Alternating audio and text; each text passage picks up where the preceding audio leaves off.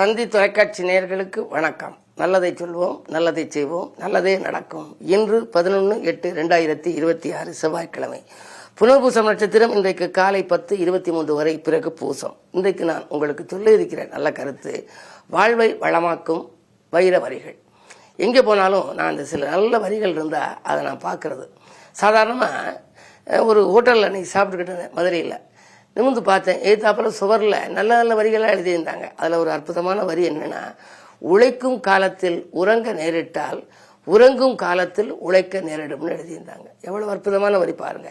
நம்ம உழைப்பு தான் நமக்கு மூலதனம். வெறுங்கை என்பது மூடத்தனம், விரல்கள் 10 மூலதனம், கல்லை உடைத்தால் மண்ணாகும், அதில் கலப்பை உழுதால் பொன்னாகும்னு ஒரு தாராபாரதின்னு ஒரு அற்புதமான கவிஞர். அவருடைய பாடல் நிறைய இருக்கு. அதில் இது ஒரு 4 வரி. அது மாதிரி நம்ம உழைப்புக்கு முக்கியத்துவம் கொடுத்து அந்த வரி இருக்கு. அதை அவங்க எழுதி போட்டிருந்தாங்க. இதை பார்த்தா நமக்கு என்ன தோணும், சரி நாமும் பாடுபட்டு பலன் பெற வேண்டும், உழைப்பால் உயர்ந்த உத்தமன் பட்டம் வாங்கிக்கணும், அந்த அளவுக்கு நம்ம உழைக்கணும்னு ஒரு எண்ணம் வரும். மகாகவி பாரதியார் கூட சொல்லியிருக்கிறார்ல. என்னுடைய நண்பர் ஒரு வீட்டுக்கு போனேன். அந்த வீட்டு முகப்புல இந்த 4 வரிகள் எழுதி மகாகவி பாரதியார்னு போட்டு அவருடைய படத்தோட போட்டிருக்காங்க. என்ன எழுதியிருக்காரு அப்படின்னா, எண்ணிய முடிதல் வேண்டும், நல்லவே எண்ணல் வேண்டும். நம்ம எதை நினைக்கிறோமோ எண்ணியாங்கு எய்துவர் எண்ணிய திண்ணியராக பெறுங்கிறேன். நம்ம எதை நினைக்கிறோமோ அது நடக்கணும். எண்ணிய முடிதல் வேண்டும், நல்லதே எண்ண வேண்டும். அதுதான் நான் தினந்தோறும் தினத்தந்தியில் தொலைக்காட்சியில் பேசுகிற போது கடந்த 10-15 ஆண்டுகளாக முதல் வரி நல்லதை சொல்வோம், நல்லதை செய்வோம், நல்லதே நடக்கும்னு சொல்கிறேன். ஏன்னா நம்ம நல்லதை சொன்னால் நல்லது நடக்கும், நல்லதை செய்தால் நல்லது நடக்கும். எண்ணிய முடிதல் வேண்டும், நல்லவே எண்ண வேண்டும், எண்ணல் வேண்டும், திண்ணிய நெஞ்சம் வேண்டும், தெளிந்த நல் அறிவு வேண்டும். மகாகவி பாரதியார்னு போட்டு அதை போட்டிருக்காரு. தினந்தோறும் காலையில் எழுந்திரிச்ச உடனே சாமி படத்தில் பார்ப்பார். அவருக்கு கண் வெடித்த உடனே அவர் பார்க்கறதுல பார்த்துட்டு இந்த பாரதியாரையும் பார்த்து பாரதியார் படத்தையும் பார்த்து இன்றைய பொழுது நல்ல பொழுதாக இருக்க வேண்டும், நல்லதை எண்ண வேண்டும், நல்லதை செய்ய வேண்டும் நினைப்பாராம். இன்றைக்கும் அவருடைய வாழ்க்கை நல்லா இருக்கு.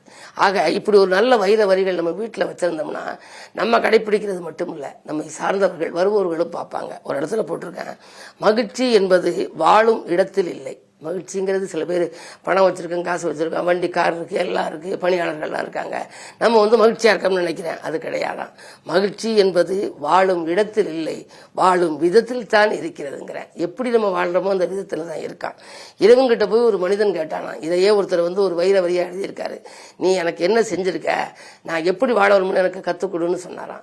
உடனே இறைவன் சொன்னாராம், உன்னை சுற்றி இருக்கிற பொருள்களை பூரா பாரு, அதுவே உனக்கு கற்றுக் கொடுக்கும்னு சொன்னாராம் இறைவன். அவர் உடனே நிமிர்ந்து பார்த்தாராம். மேற்கூரை, அவருடைய வீட்டில் மேற்கூரை இருந்துச்சுல, அது சொல்லிச்சான், நீ எண்ணங்களை உயர்வாக வையனுச்சான், என்னை போல எண்ணங்களை உயர்வாக வையனு. சரி, என்ன அப்படி பக்கத்தில் பார்த்தாராம், கடிகாரம் இருந்துச்சான், அது சொன்னித்தான் நேரத்தை மதிக்க கற்றுக்கொள்னு சொன்னிச்சான். அதுக்கு அடுத்தது கேலண்டர் இருக்குல்ல, நாட்காட்டி போட்டு இருந்துச்சான், அது என்ன சொல்லுதான், அதை பார்த்தாராம், தினமும் என்னை போல் புதுப்பித்துக் கொள்ளணுச்சான். தினந்தோறும் அதை நம்ம மேலே உள்ள அந்த தேதியை கிழிச்சிடறான். தினந்தோறும் நீ என்னை போல் உன்னை புதுப்பித்துக் கொள் அப்படின்னு சொன்னிச்சான். பர்ஸை பார்த்தாராம், மணிப்பர்ஸ் இருக்கு இல்லையா, வருங்காலத்திற்காக சேமித்து வை அப்படின்னு அது சொன்னிச்சான். சரி, அடுத்தது முகம் பார்க்குற கண்ணாடியை பார்த்தாராம், உன்னை மட்டும் பார் அப்படின்னுச்சான். மற்றவர்களெல்லாம் நீ அலசி ஆராய வேண்டாம், 3வது மனுஷனுடைய வாழ்க்கையில போய் மூக்கு நுழைக்க வேண்டாம், நீ உன்னையை நீ நல்லா வச்சுக்க, உன்னையை நீ பார், உன்னை மட்டுமே பார் அப்படின்னுச்சான். அப்புறம் பக்கத்தில் இருக்க விளக்க பார்த்தாராம், என்னை போல் பிறர் வாழ்விலும் நீ ஒளியேற்றுன்னு சொன்னிச்சான். அந்த விளக்கு என்னை போல் பிறர் வாழ்விலும் ஒளியேற்றுன்னு சொன்னிச்சான். கடைசி படிக்கட்டை பார்த்தாராம், அந்த வீதிக்கு வெளியில வந்தாராம். இப்படி இறைவன் சொல்றாரே, நம்ம இதெல்லாம் பார்த்த எல்லாம் ஒவ்வொரு அறிவுரையும் நமக்கு சொல்லிடுச்சு, இந்த படிக்கட்டு என்ன சொல்லுதுன்னு பார்த்தாராம். அது சொன்னிச்சான், கவனமாக கால் எடுத்து வையின்னு, வேகமாகவும் ஏறப்படாது, வேகமாக முன்னேறினாலும் சரிக்க விட்டுரும், அதனாலே கவனமாக கால் எடுத்து வை அப்படின்னு சொன்னிச்சான்.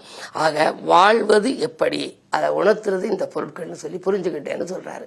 இப்படி ஏராளமான வைர வரிகள் இருக்கு. நிறைய நான் எந்த இடத்துக்கு போனாலும், எந்த வீட்டுக்கு போனாலும், எந்த தொழில் நிலையத்துக்கு போனாலும் அங்கே உள்ள முக்கியமான அந்த வரிகளை எல்லாம் குறித்து வச்சுக்குவேன். காரணம், இந்த மாதிரி வைர வரிகளை நம்ம வாழ்க்கையில் நம்ம மனதில் வச்சுக்கணும். கடைப்பிடித்து நடந்தால் நம்முடைய வாழ்க்கை பாதை சீராகும், நேராகும், ஜோராகும் என்று சொல்லி இந்திய ராசி பலன்களை இப்பொழுது உங்களுக்கு வழங்கப் போகின்றேன்.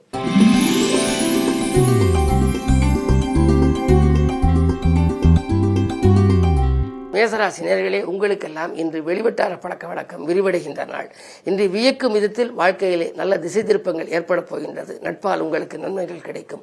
நம்பிக்கைக்குரிய நண்பர்கள் நல்ல தகவலை கொண்டு வந்து சேர்ப்பார்கள். இடம் வாங்குவது, பூமி வாங்குவது அல்லது வீட்டை பழுது பார்ப்பது போன்றவற்றையெல்லாம் கவனம் செலுத்துவீர்கள். என்றைக்கோ குறைந்த விலைக்கு வாங்கி போட்ட இடம் இப்பொழுது அதிக விலைக்கு விற்று அதில் வரும் லாபத்தை கொண்டு தொழிலை வளப்படுத்திக் கொள்ளலாமா என்று கூட சிந்திப்பீர்கள்.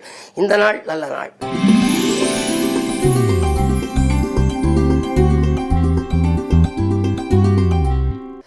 ரிஷபராசினியர்களே, உங்களுக்கு இன்று உத்தியோக அனுகூலம் கிடைக்கின்ற நாள். எதிர்பார்த்த உத்தியோகம் உங்களுக்கு கிடைக்கலாம். உத்தியோகத்தில் நல்ல பதவி உயர்வோ ஊதிய உயர்வோ எதிர்பார்த்தால் அது உங்களுக்கு கிடைக்கும். லாபம் தொழிலே வருவதற்கான அறிகுறியும் தென்படுகின்றது.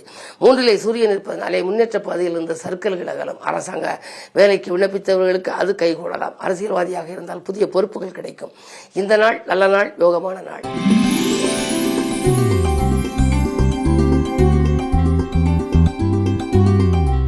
மிதுனராசினியர்களே, உங்களுக்கு தனவரவு தாராளமாக வந்து சேரும்.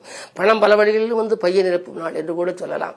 ஏனென்றால் தனஸ்தானத்தில் சூரியன், புதன், வியாழன், சந்திரன் 4 கிரகங்கள் முற்றுகையிட்டிருக்கின்றன. கூட்டுக்கிரக யோகம் இருப்பதனாலே கூட்டாளிகளால் நன்மைகள் கிடைக்கும். அரசு வழியில் ஆதாயம் கிடைக்கும். எடுத்த முயற்சிகளில் எல்லாம் வெற்றி கிடைக்கும். விலை உயர்ந்த பொருட்களை வாங்குவதிலே அக்கறை காட்டுவீர்கள்.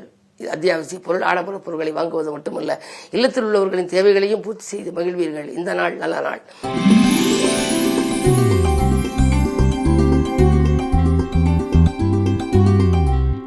கடகராசினியர்களே, உங்களுக்கு இன்று ஒரு அற்புதமான நாள். இன்றைக்கு கூட்டுக்கிற யோகம் செயல்படுகிறது.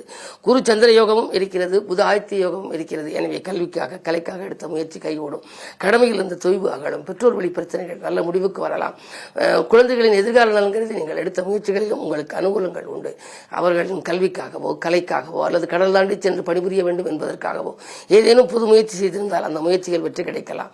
மனதில் நினைத்ததை மறுகணமை செய்து முடிக்கும். உங்களுக்கு இன்று சமூகத்தில் உயர்ந்த அந்தஸ்து படைத்தவர்களின் நட்பு நல்ல காரியங்கள் பலவும் இல்லத்தில் நடைபெறும்.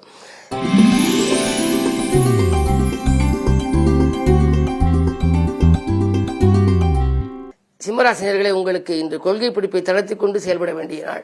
கூட்டாளிகளால் சில பிரச்சனைகள் வந்தாலும் கூட அதை சமாளித்து விடுவீர்கள். பணப்பற்றாக்குறை அகலும். 2ல் சுக்கிரன் நீச்சம் பெற்றிருப்பதனாலே உடன்பிறப்புகளை கொஞ்சம் அனுசரித்துக் கொள்வது நல்லது. விலை உயர்ந்த பொருட்கள் வாங்குகின்ற பொழுதோ அல்லது கையாளுகின்ற பொழுதோ கொஞ்சம் கவனம் செலுத்துங்கள். லாபஸ்தானத்தில் செவ்வாய். இடம்பூமியால் உங்களுக்கு லாபம் உண்டு. ஏதேனும் ஒரு சொத்தை விற்றாலும் அதற்கு இணையான அடுத்த ஒரு சொத்து வாங்கும் சூழல் உங்களுக்கு இருக்கலாம். விரைய ஸ்தானத்தில் 4 கிரகம் இருப்பதால் வரவை காட்டிலும் செலவு கூடும் நாள் என்பதனாலே எதையும் இன்று நீங்கள் திட்டமிட்டு செய்வது நல்லது.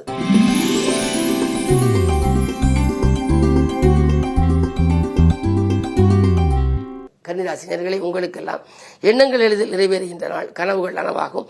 கடல் தாண்டி வரும் செய்தி காதலிக்க செய்யும். அதே நேரம் எடுத்த காரியங்களும் எளிதில் முடியும். தொழிலே லாபம் எதிர்பார்த்ததை காட்டிலும் கூடுதலாக உங்களுக்கு கிடைக்கலாம். அரசியல் களத்தில் இருப்பவர்களுக்கு திடீரென நல்ல பொறுப்புகள் உங்களுக்கு கிடைக்கும். 7ல் சனி இருப்பது வக்கரமாக இருப்பதனாலே ஆரோக்கியம் சீராகும். மாற்று மருத்துவத்தால் உடல்நலத்தை சீராக்கிக் கொள்வீர்கள். பயணங்கள் கூட பலன் தரும் விதம் அமையும். இந்த நாள் நல்ல நாள்.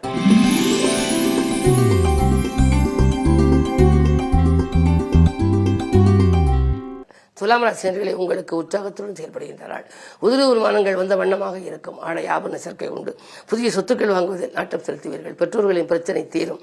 பெற்றோர்கள் உங்களுக்கு உறுதுணையாக இருப்பார்கள். கற்ற கல்விக்கேற்ற வேலை கிடைக்கவில்லையே என்று கவலைப்பட்டவர்களுக்கு இப்பொழுது நல்ல வேலை கிடைக்கலாம். இடமாற்றங்கள் இனிமை தரும்.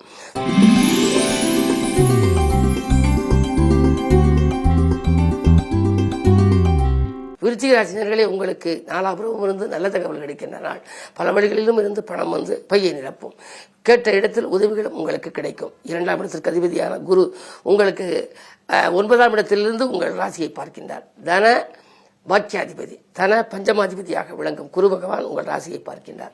பூர்வ புண்ணிய ஸ்தானாதிபதியான குரு ராசியை பார்க்கின்ற பொழுது பூர்வ புண்ணியத்தில் பலனால் உங்களுக்கு என்னென்னவெல்லாம் கிடைக்க வேண்டுமோ அவை அனைத்தும் கிடைக்கும். எனவே இன்று வேலையில் இருப்பவர்கள் தொழில் தொடங்கும் வாய்ப்பு உருவாகும். தொழில் செய்பவர்கள் கிளைத்தொழில் தொடங்கும் யோகம் உங்களுக்கு உருவாகலாம். இன்று நீங்கள் உங்களுடைய எண்ணங்கள் எல்லாம் பிரதிபலித்து நல்ல விதமாகவே நடைபெறப் போகின்றது. எனவே குருவின் பார்வையை பலப்படுத்த இன்று நீங்கள் குருவை கும்பிட வேண்டும். குரு மூலமாக நீங்கள் உங்களுக்கு வழிகாட்டியாக விளங்கும் தெய்வங்களாக விளங்கும். இன்றைக்கு கிழமை செவ்வாய் என்பதனாலே முருகப்பெருமானையும் வணங்க வேண்டும். குருவாய் அருள் வருவாய் அருள்வாய் குகனே என்று ஒரு பாடல் உண்டு. குரு மூர்த்தமாக முருகப்பெருமான் வந்து அருள் புரிய வேண்டும் என்று சொல்கிறார்கள். அப்படிப்பட்ட முருகப்பெருமானை இன்று செவ்வாய்க்கிழமை என்பதனாலே நீங்கள் கவசம் பாடி வழிபட்டால் காரியங்களில் உங்களுக்கு வெற்றி கிடைக்கும்.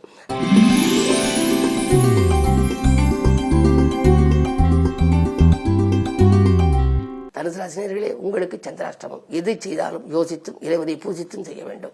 வாழ்க்கை தேவைகள் கடைசி நேரத்தில் தான் பூர்த்தியாகும். விரயங்கள் கொஞ்சம் கூடுதலாக இருக்கும். பயணங்களை கூட மாற்றி அமைத்துக் கொள்வது நல்லது. ஆரோக்கியத்திலும் தொல்லைகள் உண்டு. அடுத்து இருப்பவர்களை நம்பி எதுவும் செயல்பட்டால் அது நிறைவேறுமா என்பது சந்தேகம்தான். பிறரிடம் பொறுப்பு ஒப்படைத்தாலும் அது நடைபெறுவது சந்தேகம்தான். தான் உண்டு தன் வேலை உண்டு என்று இருக்க வேண்டிய நாள் என்பதை நினைவில் கொள்ளுங்கள்.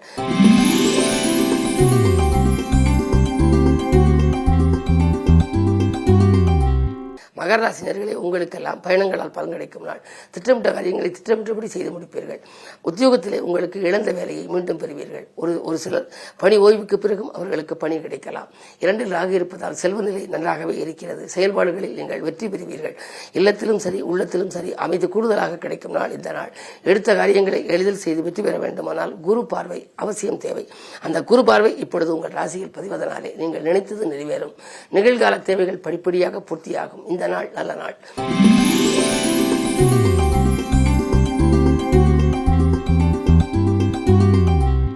கும்பராசினியர்களே, உங்களுக்கெல்லாம் இன்று யோகமான நாள். அரசாங்க வழியிலே அனுகூலம் கிடைக்கின்ற நாள். அரசியல்வாதியாக இருந்தால் பொறுப்புகள் அதிகரிக்கின்ற நாள். நட்பால் நல்ல காரியம் நடைபெறும். நம்பிக்கைக்குரிய நண்பர்கள் உங்களுக்கு நல்ல தகவலை கொண்டு வந்து சேர்ப்பார்கள். பண தேவைகள் உடனுக்குடன் பூர்த்தியாகும். வாழ்க்கை துணையோடு கொஞ்சம் விட்டுக் கொடுத்து செல்வது நல்லது. புகழ்மிக்க ஆலயங்களுக்கு சென்று வழிபட்டு வர வேண்டும் என்ற எண்ணம் நிறைவேறும். அயல்நாட்டிலிருந்து அதிகாலையில் வரும் அலைபேசி வழி தகவல் மகிழ்ச்சி தரும். அது ஆதாயம் தருவதாகவே இருக்கும்.